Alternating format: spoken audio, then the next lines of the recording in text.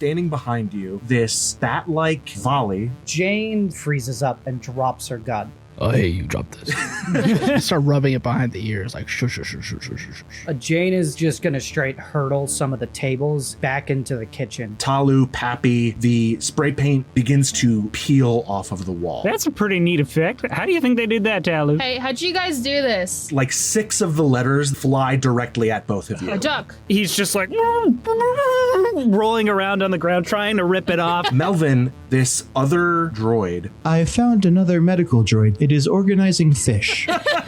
Yeah, Melvin, I think we got a different problem going on right now. Sure, fine, Jane, Melvin. Turn on anything that can produce heat. It's the only way to blind them. As they burst through into the kitchen, and you push this knife up under their head. Jane, pulls the knife again through its heart. Whoa! Oh, Melvin, you spot something. This kind of tall walking shadow. We have a visitor with us, boys. try to sense a little deeper into it. Your third eye vanishes. Oh! You all start sprinting for the airlocks. The galley doors burst open I don't know, guys. I think we can take him.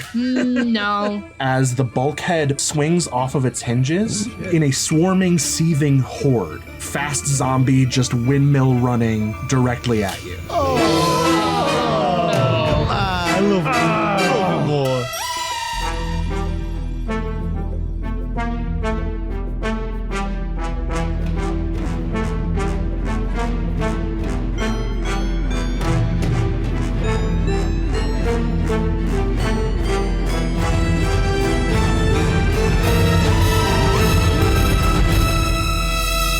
Hello, travelers, and welcome back to the Jester's Space Court.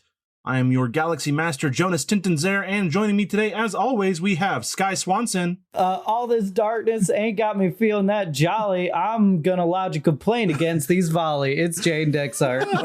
That was really good. Okay, great. We have Rachel Kordell. Are we going to the freaking sun yet? I'm Taloo Davuna.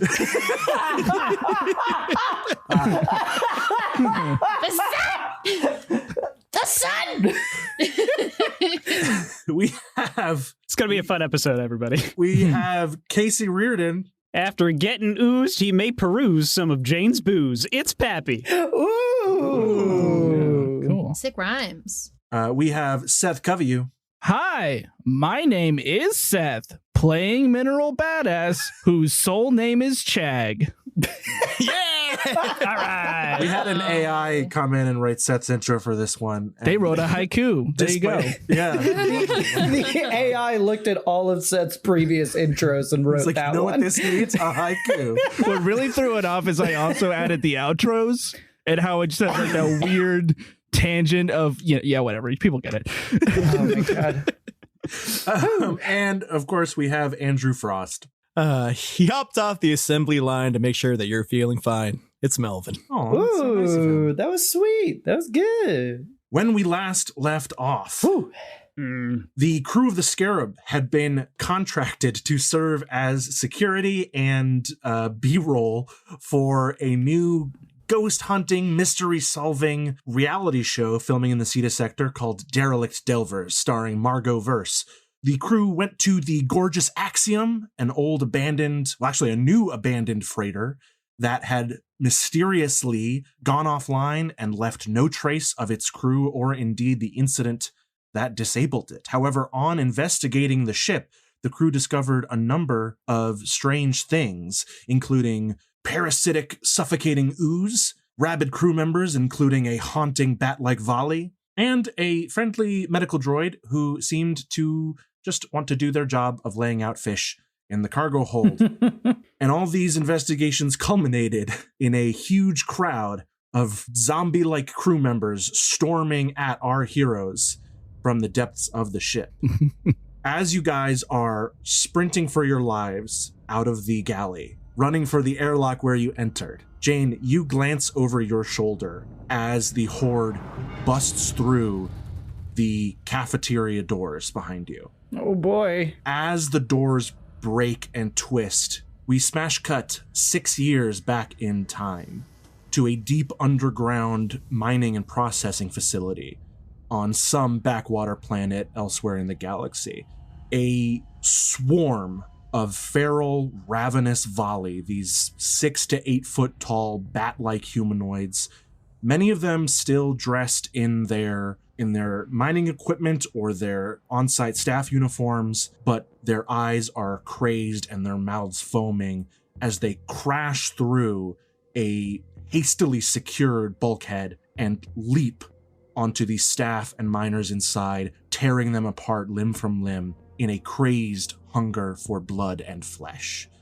Jane, you and a few of the survivors you are with turn and start sprinting for your lives as well down the nearest hallway. The person next to you, what is your relationship to them?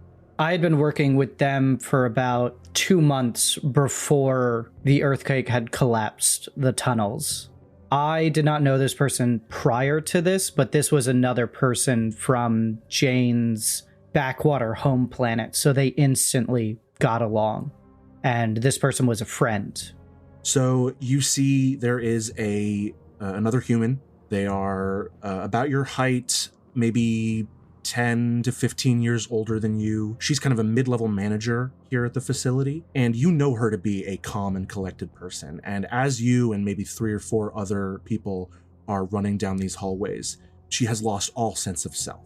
She is complete fight or flight mode, sprinting down these dark, kind of the earthquake has collapsed some of the electrical infrastructure, so the lights are flickering. There are parts of these halls that are completely collapsed, and at every turn, you can hear screams and pleas for help echoing through the halls around you. You guys make it to a small, closed-off storage room and shut yourselves inside.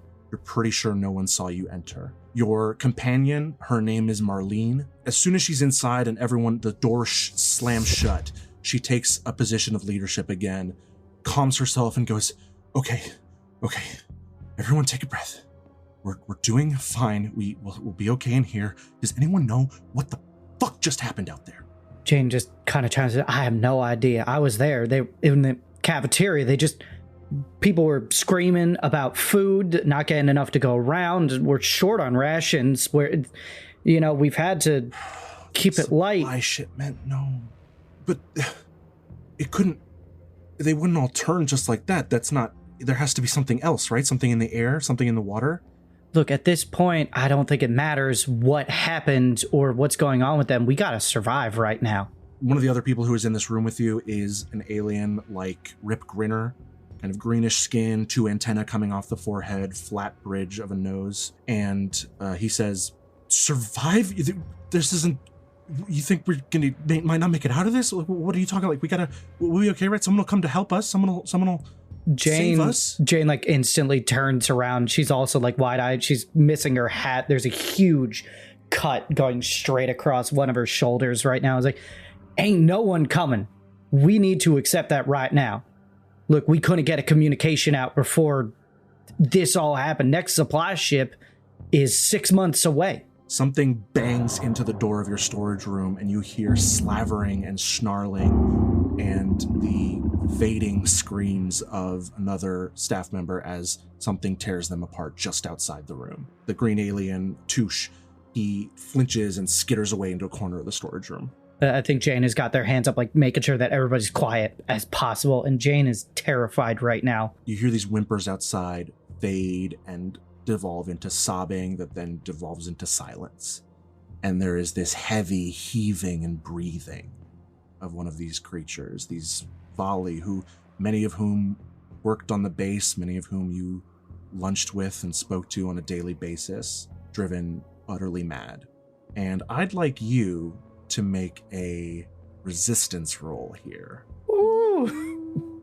Now, this is an unusual application of the rules, but I want to know how difficult it is for Jane to hold her composure and keep everyone else in the room silent. Okay, then. All right, so this is going to be resolve.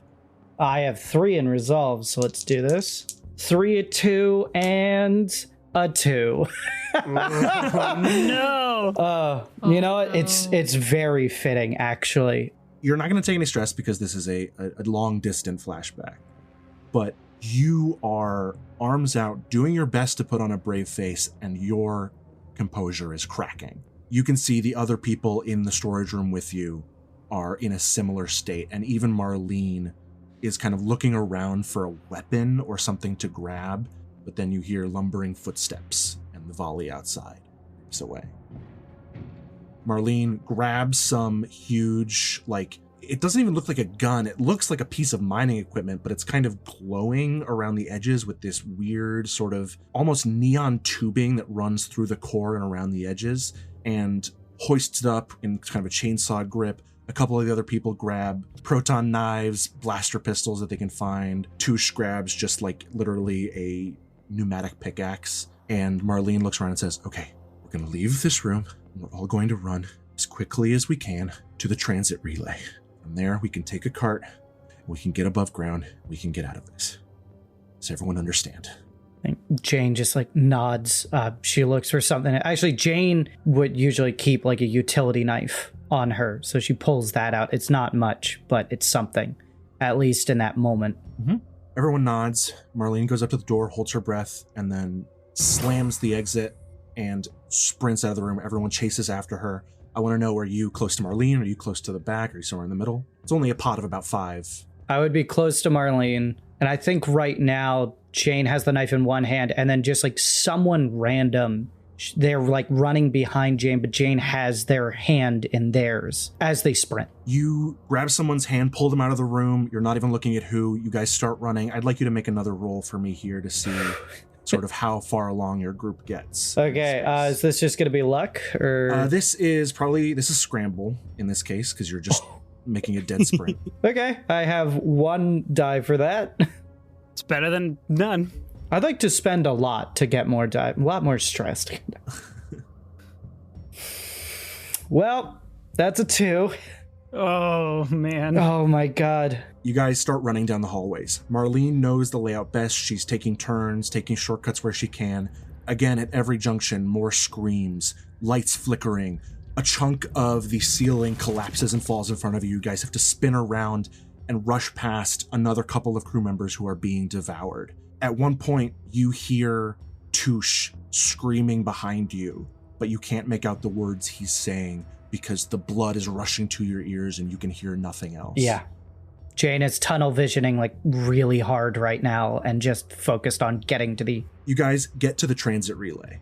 Marlene busts open the door. She points at the nearest cart and looks directly at you and says, get in there and get it moving. I'll hold them off. Mm-hmm. And turns with her mining equipment to the door you just came in after shutting it closed again. You rush over to the transit cart, and as you enter the nearest cart to look to start getting it working, you look back at your companion and see that you are holding a detached arm in your opposite hand.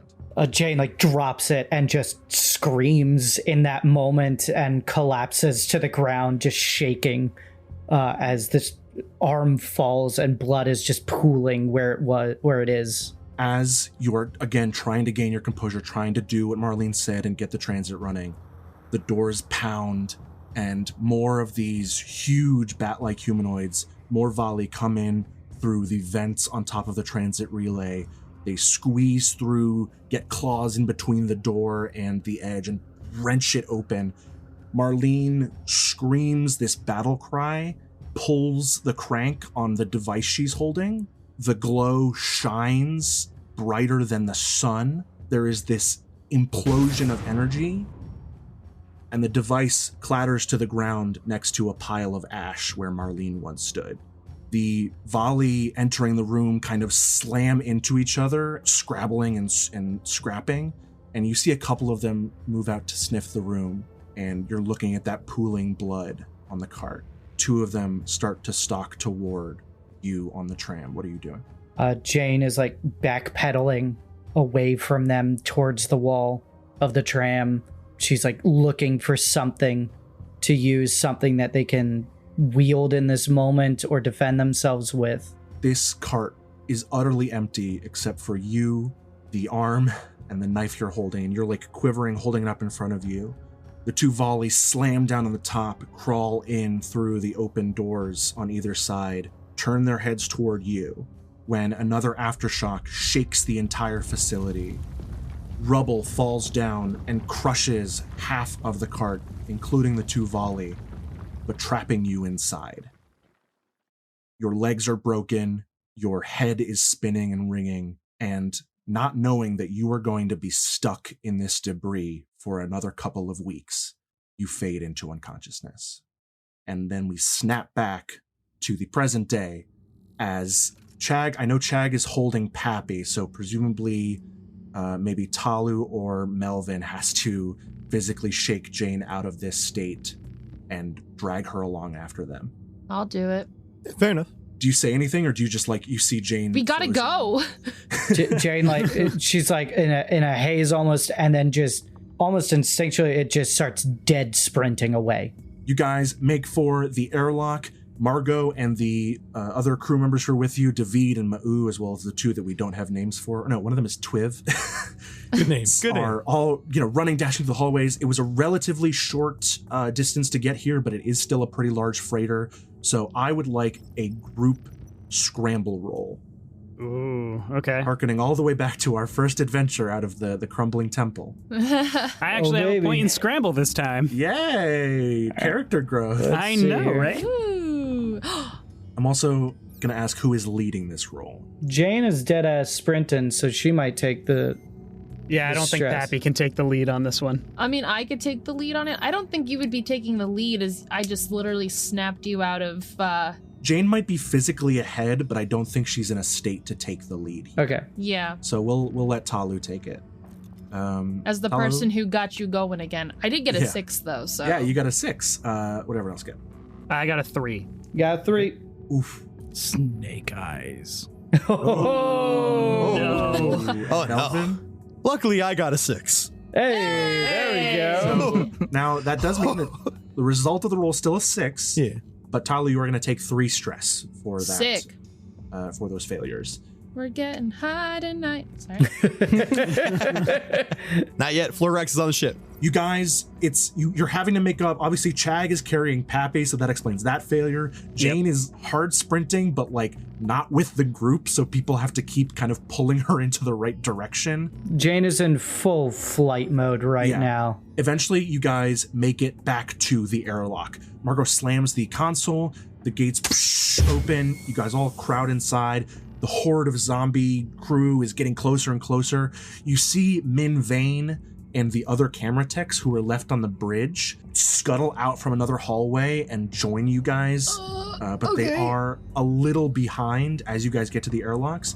So we're gonna make one more fortune roll. Melvin sprints out. Oh, okay. Melvin, you sprint out. I'm going to run directly past the rest of the crew that's coming along now and directly into the big swarm of... What? Oh, Okay. And you see he'd recently grabbed something from the floor of this airlock, and it appears to be some kind of battery. And his other hand is a torch of some kind. You then proceed to watch as Melvin briefly glances back at the group and says, All of my memory scans are on the ship. Good luck. What? Oh my god! So this is... Melvin is eternal! You can tell me what role you'd like to use. I think this is desperate position, Without a limited doubt. effect. There is still a huge... even if you manage to accomplish what you want here, there's still a lot of other rabid crew behind them. So what are you trying to roll? so would that be a rig, I guess? Wait, point of order. I would like to increase the effect by adding a prowess roll to also add cover fire. Sure, I think... Because I think this is a big deal, and I would like to support Melvin in their choice. One that I will not make. Absolutely. No, you can totally increase effect with a setup. Is My it memories- sacrifice the clock? Is it that part of the...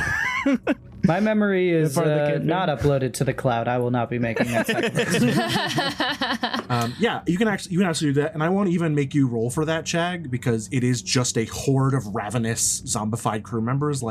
You're just trying to slow them down a little bit. So you just pull out Duke, start firing. Couple crew members go down, one shot at a time, but there are dozens and dozens and dozens behind them. Okay. All right.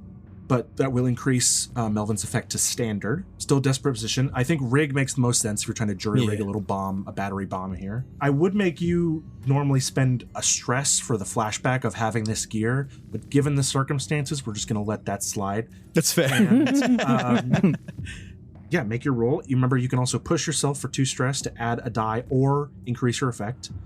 And you can spend a gambit. I will push myself because of pretty obvious reasons. I'll do it to increase effect because I rolled a 5, which I believe is a mixed success, a mixed right? success with great effect. The consequence here is pretty clear. Yeah.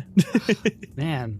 Min Vane, in that kind of weird, cartoonish shadow kind of way, scuttles into the airlock. The other camera crew members dive in after them. And Chaag, you fire a last couple shots before you slam the airlock shut, just as this, to Jane, somewhat familiar blue explosion, this fiery electrical sphere, thunders out in the middle of this hallway, creating a miniaturized storm and sending 30 of these zombified crew members flying. The airlock slams shut. The process cycles. You guys get back onto Ariza Whip's ship, the producer's ship, where your ship is docked. The pilot of Ariza's ship severs the docking clamps and the ship away from the gorgeous Axiom as hordes and hordes of these crew members continue to throw themselves at the airlock. And as you guys drift away, kind of staring at the edge of the freighter, you see them bust through the sealed airlock and just spill out into space. Along with a couple damaged robot parts. just a few. God. A little bit. I think Jane is like hands on her knees, like bent over right now, and just hurls straight on the deck of the ship. Yeah. Just vomit straight away. Then like stands up. It sort of like runs her hands through her hair. Who's the producer? Is that different than that woman who is running it, or is that the same person? Margot is the star. She is a human. Ariza Whip is the producer. He's that elephant alien, the little Oika. Yeah. Jane basically immediately then starts marching their way over to them, and you guys watch as Jane pulls her gun out of her holster and just marches over to him, flips the gun around, and just hits him with the back of the gun. He absolutely does not see it coming. Yeah, and Jane is just like, you didn't mention any fucking Valley. We could have died on that ship. You didn't say there was anything dangerous. As this is going on, Pappy is staring out the airlock and just very quickly tugs on his suspenders. His spacesuit comes out and he heads to the airlock. Yeah, I'm going to grab Pappy's arm. Pappy, what are you doing? We got to get Melvin's parts. No. Just because we have his mind doesn't mean that we can... Hold on. Relax. I turn to MI6. What model year are you? I was commissioned in Galactic Standard Year 355. Oh, perfect. It's an upgrade. And I'm going to turn off MI6. Yeah, you just reach into their kind of neck internals and they don't resist. Cool. Yeah, better parts. Jane, you go over, you smack Ariza. Hey, look. When I gave you the job, I told you we needed you for security. We didn't know the crew was on board the ship. We thought it was abandoned. God. You have a special ability that comes into play here, because when he says, we thought the ship was abandoned, you can tell he's lying. Jane, like, grabs them by the collar and is just like, we could have died on that ship. You said this was a simple thing. You're stupid. And she like throws him down. Reality television nearly got us killed. And then she looks back and like sees the crew and she just goes, where's Melvin? Pappy just looks out the airlock. I'm like already playing with MI6 and I'm like going through like the different like data imports, like, oh, this is a better vocoder than what Melvin had. I think this is... He'll like that, yeah. This is Melvin now. And I point at MI6.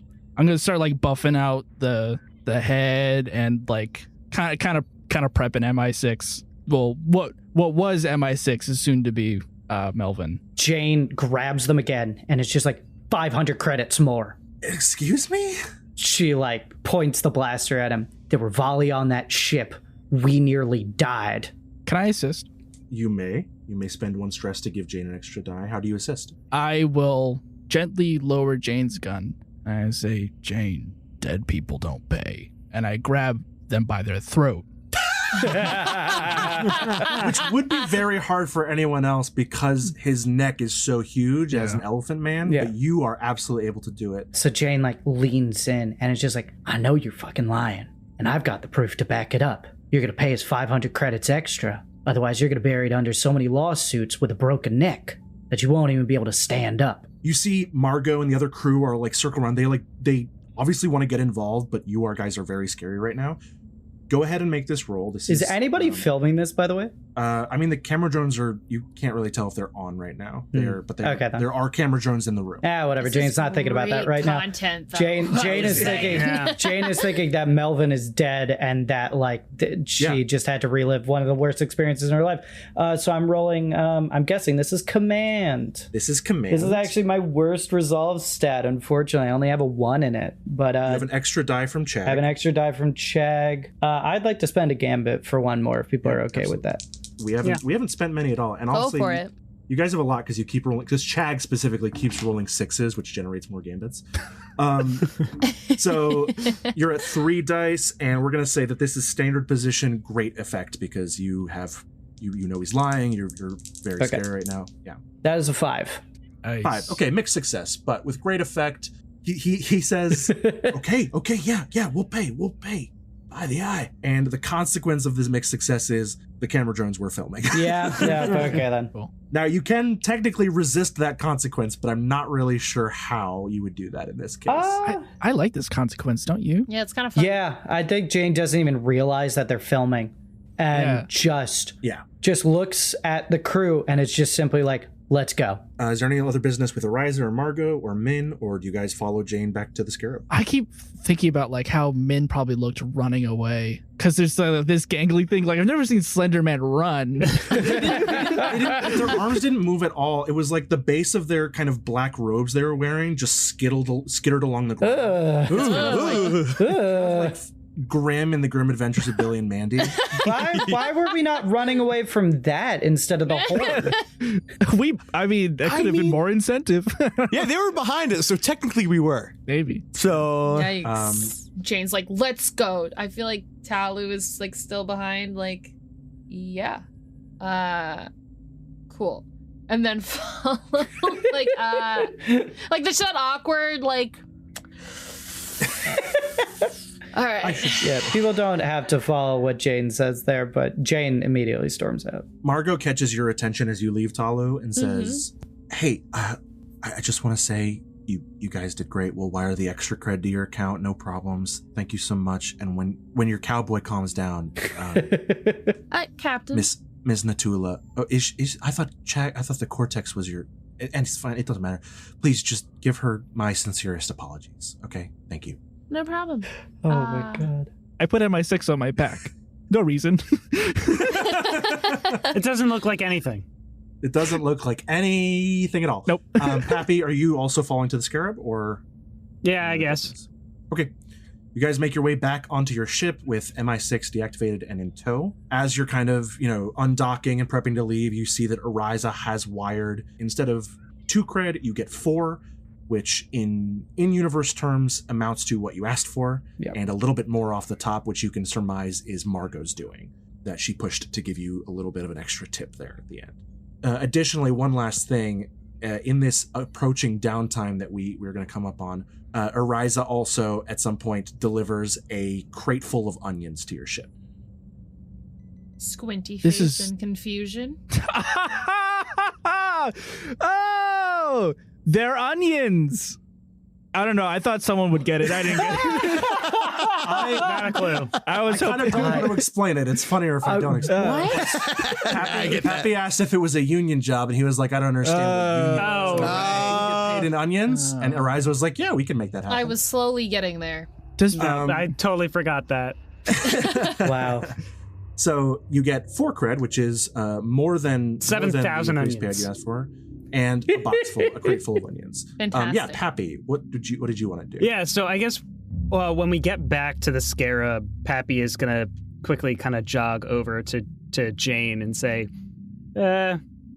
you seem to know a little bit more about those things they survive out here?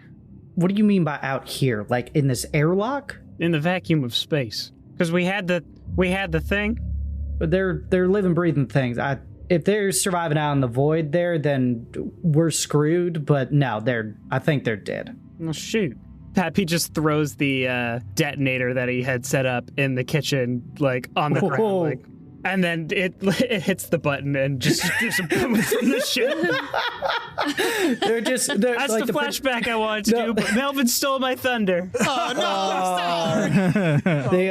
It cuts to the producer looking at the ship, being like, it's empty now. Maybe we can go back in there and film the rest of the episode, and then it just explodes. There's just another explosion. Well, so much for that, I guess. Nice. I mean, the ship was scheduled for demolition. We established that. That's true. All right, we proceed into downtime here. Unless there's anything else anyone wants to do. Well, I mean, do you want to do the Melvin reboot in downtime, or do you want to do that out of downtime? Yeah, let's just jump into that now. So you guys have MI6 propped up in your makeshift science bay. Yeah. And you're tinkering, you're working on it. Why don't whoever's taking the lead on this, give me a roll to, this is probably hack. I can see rig. I think Pappy might take the lead on this one. Not Jane. This is a software question mostly. Mm-hmm. Yeah. Taloo. I mean, I'm better at rig than I am at hack. But it feels like, I don't know, it feels more hack because it's literally just uploading a consciousness that he already put somewhere. Yeah, you could kind of frame it in a rig sort of way of like jacking stuff together, but I think the easier thing to do will be to hack it. And you also still have gambits you can spend, which refresh at the start of the job anyway. So yeah, I'll do hack and I'll spend a gambit. Can I, because I kind of inserted myself as part of this, can I spend a stress to assist? Yeah, absolutely. Cool. Another dice. You're at 3 dice. All right, that is a 5. A 5. Okay. You guys spend the better part of a day, double checking the backups, making sure all the drivers are properly installed, that all of Melvin's memories will properly acclimate. MI6 obviously didn't have a personality chip, was just a standard issue medical droid. So any moral questions about the ethics of doing this to a droid are, completely moot. And Thank you. by the end of the day, you flip the switch, nothing happens. Oh. Dunk, dunk, dunk, dunk, dunk.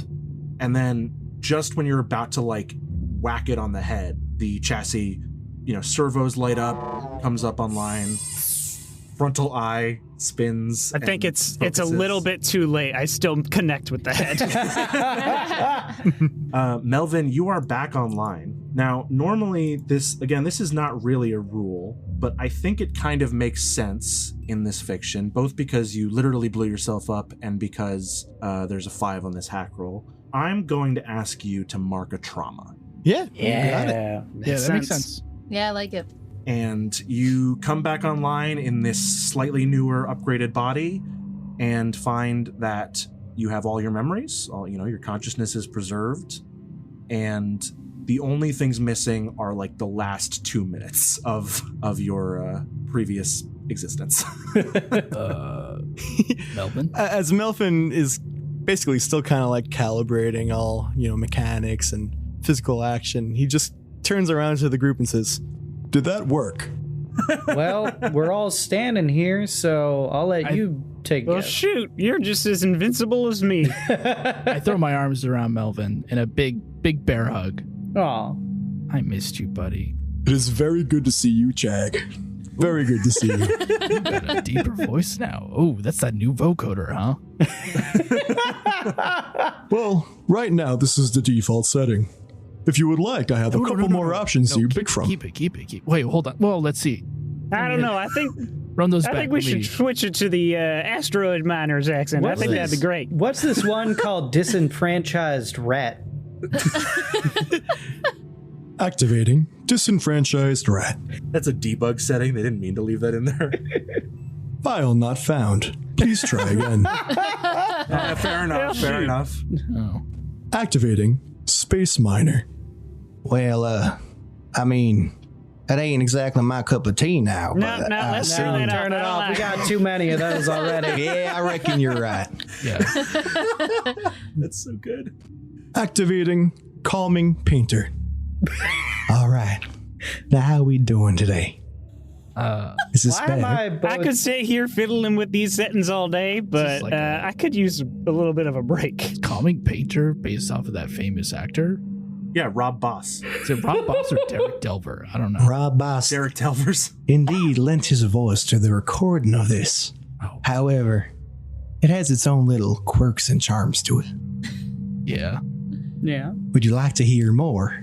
Are you gonna do the catchphrase? Can you do Rob Boss's catchphrase? Rob Boss's catchphrase, you mean? Yeah. Yeah. Rob Boss's catchphrase. Can you do it? Those are some cheery little trees right there. Oh my god, it's Oh. like he's in the room with us. I think we need to have weekly paint nights. Ooh, a paint and sip. I got plenty to sip on. I cannot sip, but I'll do my best. Let's jump into downtime here. Over the next couple days, probably not a huge amount of time here, but like, your ship doesn't need any repairs, so this is mostly just you guys in transit. Maybe you visit a port or two to like cool off. Chaag? I think I'm okay on stress. If you're counting it as a listener, I have 4 stress right now, and I think that's okay with me because I don't want to overindulge. So what I'm going to do is I'm just going to train playbook, and then I'm going to train... Yeah, I'm just going to train playbook twice. Can I do that? You can't do the same one twice. Yeah, okay. I'll do playbook, and I'll do one in prowess again. I mean, why not? I thought you were going to say insight and be like, Chaag's picking up archaeology. Yeah, I mean, that would be fun, but I don't really see a point in that right now. You set up another one of your obstacle courses in the ship. Have some fun training your combat abilities, your running and jumping. Oh, no, this time I just play a game of chess with Melvin. Oh, okay. It's all, yeah. And I lose every time. Well, you're I'm getting learning. better and better every day. Oh, wow. It's very encouraging. oh, we're sticking to Rob Boss. You know what? I think I am. Who's next? I guess Melvin can go. Yeah. How is everyone looking damage-wise? I'm still poisoned. All right, Or let's poked, fix that. or whatever it was. I've been like that for a while. Oh no! It's just been a level 1 harm. and Yeah, I I've just gotten been any. vomiting every 30 minutes. No. Yeah. Yeah, I guess I'll indulge my vice by helping doctor things, I guess. Okay. So you're going to roll your lowest attribute. Yep. 6. 6. So you overindulge. Oh no. The overindulge rules are a little tricky, and it's sometimes difficult to apply them to the fiction here. This one I'm going to say is kind of a retroactive one, and we're going to add a little bit of heat to the job you did as part of you blowing yourself up. That's fair. Kind of makes an impact in the sector, especially because it's on camera. Yeah. Great TV, All right. though. Great TV. Oh, fantastic TV. Except for this, like, some of the fans were like, I don't get it. If he could have just blown himself like at that, but why didn't you do it earlier? I mean, what are even the stakes if they can just repair him immediately? And what's your second downtime action, Melvin? Huh. You know what? I haven't thought that far ahead yet. I'm not gonna lie to you. Guess I'll lay low so I can reduce the heat. Which system do you want to reduce heat? Let me take a gander at our heat meter at the moment. Yeah, we got 1 in Reiko, 1 in Fade, and 2 in Mara, which will shortly become more. So Yeah, let's deal with that one. So you guys, I assume, are going to jump out of Mara at some point and try and stay away from there because you did just go on TV in that system. Of course, it's going to be broadcast to the whole sector and beyond, but obviously you made an impact. Actually, you don't even need to roll because you're not wanted here. Oh, fair. Yet, so you can just reduce your heat by 2. You know what? That works. As you make some connections. All right, who's next on downtime? I'll go. My stress is at 5. I'll Spark up that Floid, baby. I'll do it. I was actually thinking night drops. I feel like that was a very Pop some of those night drops, baby. Yeah. those- Rachel's Little fun. in the eye. Rachel's fun at the casino. She goes. Hit me. Yeah, cool. Sick. I got 4. Cool. So you're gonna lose 4 stress. Yes, I will. And then the other one, I was thinking of continuing my project clock to study absolutely. the artifact. Question though, last episode I was given a blind spot in my third eye. Was that a temporary thing, or is that like something I got to deal with now? It's probably temporary, but it has not yet worn off. Gotcha.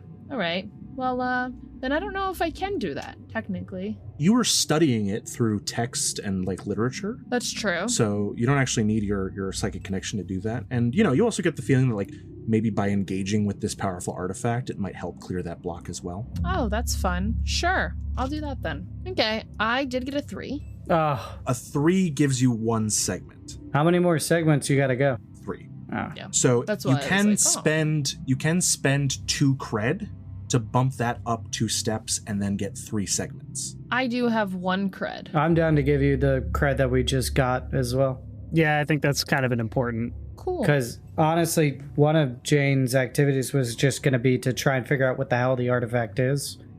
And I was going to ask if I could work on your clock. And I think this, like, it helps even more. Yeah. Yeah. So Sick. you'll spend your cred, Jane will spend one of hers, as you guys are kind of working together on this, studying all the text and literature you can. And we will finish up downtime and come back around to the results of that project. Very good. I think, well, one of my activities was going to be to work on the artifact, but by spending the cred instead, I don't need to use one of my 2. I think just automatically going to do 1 into insight and put, that gets me up to full. I'm going to put then that into probably rig, just so I have 2 in insight, 2 in prowess, and 3 in resolve. Sure. Just Very to really good. help even out those saves. Well-rounded cowboy. Well-rounded. And now I could indulge in my vice, or I could maybe lower some heat on us. I wouldn't worry about heat. You guys are pretty Yeah. good across the board. Okay, then. I don't need to recover. I've already done training. I could train something else, but I don't really care. Yeah, I guess I'll indulge in the vice and see how that goes. Okay. Roll 2 dice for one of your lowest attributes. Oh, God, and I just bumped that up to 2. Sure did. Oh, no, maybe I should.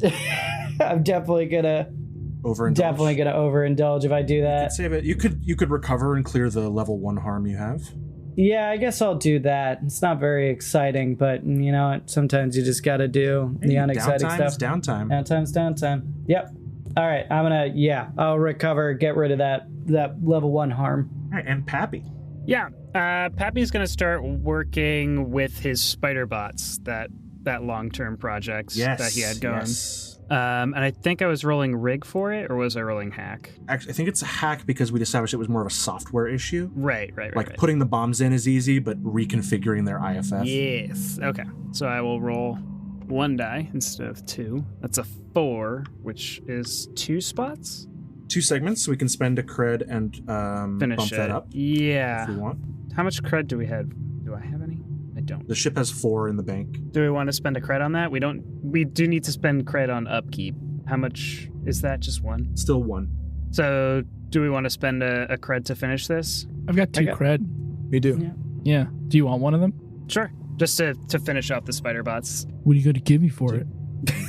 A spider Just gonna give you I'm smooch on gonna the give spider you a bot. back rub and an explosive spider bot. That'll do. The spider Yeah, bot right. does 2 functions. It explodes and gives back rubs. I The buttons are next to each other. The finicky part is having them not do it at the same time. Exactly. All in Remember, all, though, all you need. both buttons are green, but it's just left is the back rub, right is the explosion. One is Forrest and the other is Kelly. It's obvious.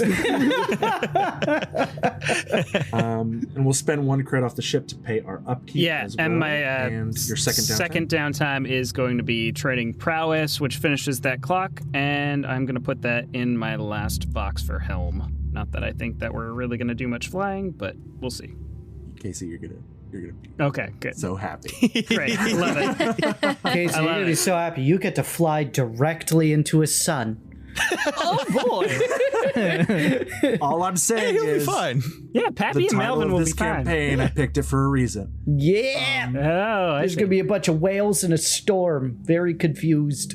No, it's going to be whales in a strom. Oh, sorry, whales. Yeah, thank you. a couple of potted all right. plants. So to send us out here, Taloo, you and Jane, and honestly, I expect everyone on the ship chipped in a little bit to this attempt to study the artifact in their own way. After, at the end of this downtime, you guys have compiled as much information as you can. There hasn't been a lot out there, but it's not like the Furies where the information is purposefully being withheld or censored. It's a big galaxy. There's a lot of weird stuff and people don't really know. But what you do is you do contact some of the mystically inclined people that you've encountered. Min Vane actually is able to provide a little bit of help because they've been living around Godspin in orbit for several years. And what you eventually come up with is that while you're still not 100% sure what the artifact itself is, you do find that thousands, maybe millions of years ago, when the precursors were an active role in the galaxy, and maybe not even the rulers of the galaxy. The Azo at one point controlled most of the galaxy, but not always. And a long time ago, there was a species, and the texts are, again, not very clear on the details. Like, were they a spacefaring species? Were they animals? It's not clear. But they were a species capable of interstellar travel without a ship, very similar to the space whales in the Ceta sector. And at some point, someone decided that they had to be hunted to extinction. And to do so, they created weapons that harnessed the power of stars in miniature fusion reactors that could, at their most powerful, cut through atoms. And as you're reading this text, you realize that the blade you got from Jaina is one of these weapons. Whoa! Eons ago designed for the express purpose of killing the artifact, the consciousness inside, you're not quite sure, but you understand why now pulling it out created that psychic shock reaction that you found. Then, in combination with this, Melvin, as you are acclimating to your new form, MI6's memory banks you kind of incorporate into your own. And as you've been studying them, trying to sort out which ones are yours and which ones are not, you discover a cache of hidden data deep in MI6's software. That you surmise was intentionally stashed away and locked underneath this kind of obfuscating cargo bot routine, possibly in the event that disabled the gorgeous Axiom. You kind of realize from the ship manifest and all these other things, like, there wasn't supposed to be this class of medical robot on board. And in transitioning to Melvin taking control over this body, you're able to access that hidden data. And what comes out is a cache that is marked by a group known as the Night Fighters, who are a criminal faction in the Ceta sector who think that the stars are evil gods and want to destroy them. What? That's wild. Terrifying. If true, terrifying. They're the Night Fighters. They fight night, but they want They're fighting for eternal night? by killing the sun. Yeah. And all They're life, fighting thus. for the night. Yeah, they're fighting for the night. Fighters. Or like, they didn't know whether to be Foreign. called knights or fighters, so they're just night fighters. Yeah. Oh, is it like KN? No, it's night, some sort, yeah. yeah. You guys are kind of, I imagine, all sitting around like the helm or maybe in the galley on the Scarab as this, it's very kind of R2-D2 where just like suddenly there's a projection out of the frontal eye. Oh my god, it's like robot throw up. That boom, you see like data running down the sides that's just listing off like Night Fighter contacts and targets. There is video footage in here that as you study it, you realize the Night Fighters disabled the gorgeous Axiom, seeking to retrieve something from it. That something is the data stored in MI6's head. Whoa. As you are kind of going through this like new cache of information, the most important things that pop up are a star map that kind of guides you into the horizon sector toward Whale Gulch. Okay.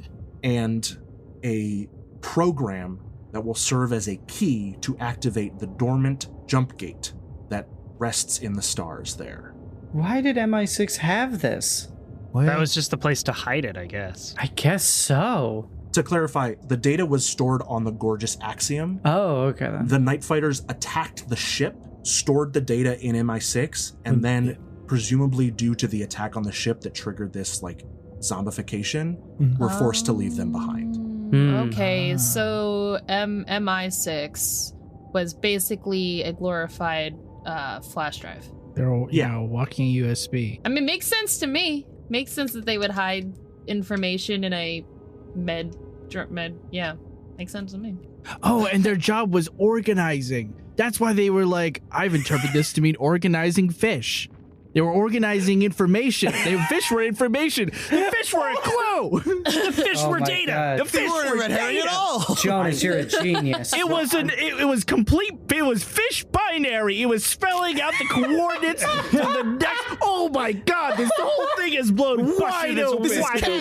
We did have to cut it from the episode, but Jonas for about 20 minutes just went tuna, herring, tuna, herring, tuna, herring, tuna, and we had no idea what was going on. No, we thought they were having like a stroke or something. Not just that, but the star map points you to Whale Gulch. Haha, fish. But Whales are mammals, but that's fine. Yeah, whales are mammals. So I'm not saying one that doesn't really one for one. stack They as worked much. with what they had available. That's not binary. What are you talking about? Binary. I don't think it's Anyway. aquatic. These whales are in space. Yeah. Oh, but they have marine tails still. All right. I guess it still works. Anyway, as you guys are reeling from this overload of new information, a star map leading to an abandoned part of the Cetus sector, a key to a jump gate that's been dormant for decades, and this information about the artifact and the Sunblade and what you've already come to terms with it and its desire to go to the sun, you realize the pieces have all come together for this. In order to get the artifact to its home star, you will have to activate the dormant jump gate where the space whales breed and go into the Whalestrom. There it is. We got there. We did it. Oh, that was awesome. That was awesome, Joe. Into the whale. Pack it up, fellas. Wait, guys. Does that mean we're going to the sun? Yep. No. Sure does. We're going to the Whalestrom. The sun via the whales. That's what it should have been called. Via the Whalestrom. Via the Whalestrom. I.e. a Whalestrom. Shit, we're gonna have to get all those. Thing now. Last We have to get all episode those title change. t-shirts changed. Got so much merch that now we got to change. Yeah, I'll just throw it all out. It's fine. I'll above the table here, I'll say like I had no idea, but like from the start of the campaign, I was like, you're gonna have to traverse the Whalestrom and get to, do this like piloting gauntlet, which is why Casey, when you were like, I don't think we're gonna do any more piloting, I was like, that's literally what this whole campaign has been building to. Yay! But Get ready. The one day where you're gonna roll good. No. but just I won't. Was there anything special about the uniforms, the tattered uniforms of the Volley crew members or the zombie crew members? no, just that they had gone completely zombie and were just tearing things apart. But it's not like insane. from an organization that we would be familiar with. No, Like, that was just the crew of the ship, the Gorgeous Axiom. yeah. And then the backstory of that is the Night Fighters used like a biological weapon to disable the ship, which is the radiation vector that disabled its shielding. Attacked the ship, boarded it, found the data, but all the crew went crazy and they were chased away. So that's how we ended up with what we had. Gotcha. Wow. Okay. That's deep. Did the gorgeous Axiom ever have the artifact is the question. Not anymore. Probably not, because it was sitting in a sunken temple for thousands of years, but maybe. I mean, we don't know that. Anyway, Hey, They let's could have quickly- gingerly placed it. bye. All right. Does anybody have anything they would like to plug and or any XP they would like to gain? Rachel. Oh gosh. Wow. All right. Well, I guess you could check out my Twitch.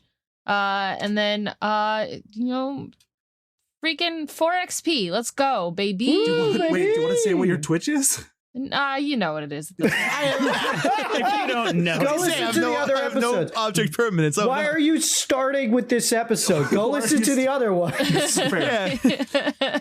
This is some context. It's fine. It's a weird one to start on because, A lot of spoilers, but yeah, a You'll lot be of real spoilers. confused. an exciting one. I leveled up my playbook. I'm sorry, moving on. I'm TINTENSEHER. You can find my link tree, which will point you to all my various things, including itch.io, where I publish short RPGs and things, check them out. Thank you. And I got the experience of running a lovely session for my friends. Yay! What does that look like quantifiably?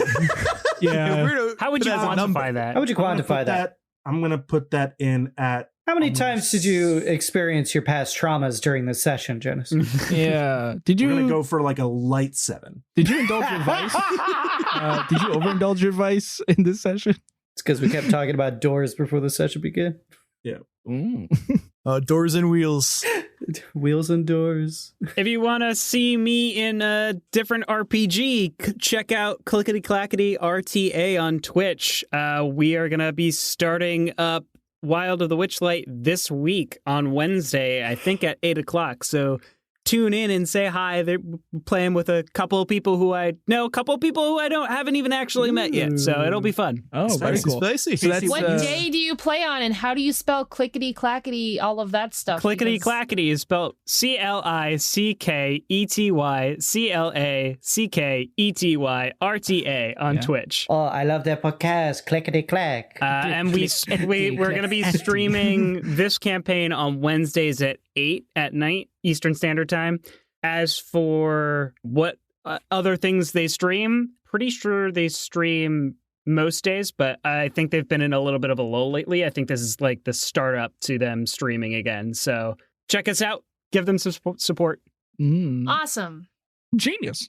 Oh, and I got 3 experience. Yeah, there it is. There it is, champ. If you like this podcast, why not leave a review on Apple Podcasts or maybe Facebook if you want to do it there. You don't like Apple. That's fair. I don't like Apple either. I have the death sentence in 12 systems. Or you'll be dead. Yeah, you'll be dead. Well, I don't even know the rest of this. At rpjesters, rpjesters@gmail.com. And I got 4 experience. One was just for that joke. It was so abrupt and so loud. Oh my god. Yeah, good one, Casey. Hey, if you leave a review, we'll give you a shout out. And I got 3 experience. All right. Andrew?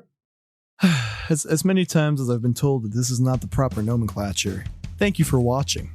I don't care. This is what I'm dying on this hill. I've chosen to die on this hill. No, you died on the ship. Oh yeah, you're right. One more time with feeling, Casey? One more time with feeling? Wait. You'll be dead!